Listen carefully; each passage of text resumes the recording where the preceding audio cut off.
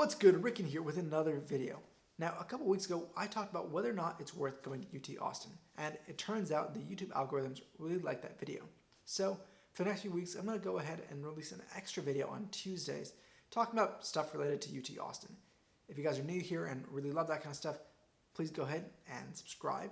If you guys are just here for the internship stuff on Wednesdays or you're here for the personal finance stuff on Mondays, we'll still keep doing that. So we're just adding another day to the series.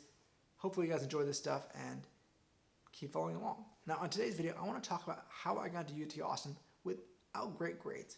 Now, I'll be completely honest, I don't really know my high school GPA. Once I finished my last semester and graduated, I never really cared to check. And then I would try to go back to the website like 2 years later, and it wasn't there.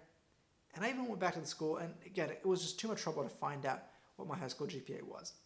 What I do know is when I was applying to schools, it was somewhere in the range of 3.7 or so. But that was on a weighted scale, where the highest GPA was something like 4.5 or 4.6. So I was about a 3.7, which in my school meant a bunch of A's, B's, and C's. For the most part, I had a lot of B's with the occasional C and the occasional A in there as well. And I really want to talk about, if you're in that range, how do you get to UT Austin? Knowing UT Austin, there's one thing you should know if you're looking to apply, is there's something called the top 7% rule, which means if you go to Texas, if you went to high school in Texas, if you live in Texas, and you're the top 7% of your class, you're automatically admitted to UT. So that's what's called auto-admit. I'm not going to talk about that today because A, I was an out-of-state student, and B, I was barely in the top 25 or 30% of my class, so I definitely wouldn't have been capable of that anyway. So if you don't have the best grades, what do you do? What I found from my understanding of reading about colleges, talking to people, talking to recruiters, is there's really 4 things that matter, right? You've got your grades, you've got your SAT, your ACT scores, your standardized test scores, you've got your extracurriculars, and you've got your essays. And as long as you've got 3 out of the 4, you can get into most good schools. Now, if you're looking for the Ivy Leagues or trying to shoot for some of the best schools out there, you probably need all 4 to be perfect. But if you want to get to a school like UT or Emory or any of those kind of second-tier schools or second-and-a-half-tier schools, as I like to think about them, as long as you've got 3 of those down, you're good. So I would highly encourage you, if you're a sophomore or junior, dedicate more time on those standardized tests, dedicate time on those extracurriculars, and dedicate time towards writing great essays. One of the things I really find funny and interesting is that people will spend 4 years trying to keep their grades up and put hundreds of hours in, but they really don't put much time into standardized test prep. One of the things I did is I took ACTs probably 4 or 5 times, and same thing with the SATs. Because these tests might seem pretty expensive right now, but the incremental bump in your score is pretty much worth it. And one of the best things you can do is spend an extra few weekends studying for these tests. So if you can, I would start early and take as many of those standardized tests as you possibly can. One of the things that is proven to be a good indicator of how well you'll do on the test is how many times you've taken it before. So just taking the test more and more will get you there. You obviously don't have to take the paid test every time, but signing up for as many practice tests, downloading them off the internet is really useful. And you also have to be methodical about that. I'll make a separate video about how to study for the SAT and the ACT more thoroughly.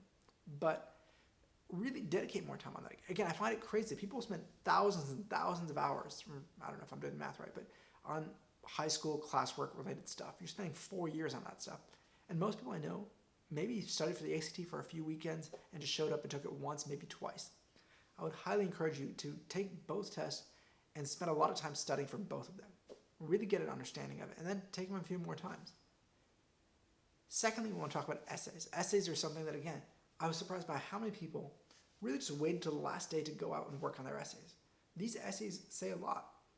You don't need to over-edit them, but I think the people who were most successful started writing their essays months ahead of time. So if you can start working on your first drafts the summer after your junior year, again, before these applications are due, you'll be much better off than if you're trying to write the essay the night before or the day they're due. It's okay to keep editing over time, but it's just good to start planning these essays out well ahead of time. Now, the last thing I want to talk about is extracurriculars. One of the things I kind of find to be a big myth about extracurriculars is that you have to do as many things as possible.